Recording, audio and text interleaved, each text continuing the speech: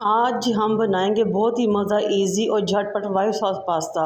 सबसे पहले एक बर्तन लेंगे, उसमें पानी डालेंगे, चूल्हे पर रखेंगे और कुकिंग ऑयल डाल लेंगे।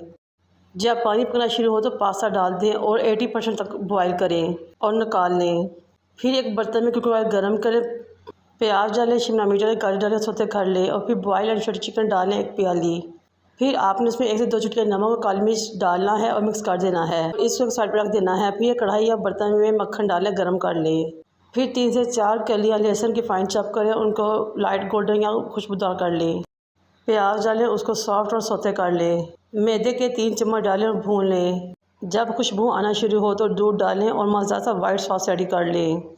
ऑरिगेनो, चिली फ्लेक्स, नमक और काली मिर्च पाउडर डालें और मिक्स करें। फिर पास्ता शामिल करें और तमाम वेजिटेबल्स और चिकन भी शामिल कर लें और मिक्स कर लें। 2 मिनट के लिए दम लगा दें। बहुत मज़ेदार टेस्टी सा वाइट सॉस पास्ता रेडी हो चुका है बगैर चीज़ के।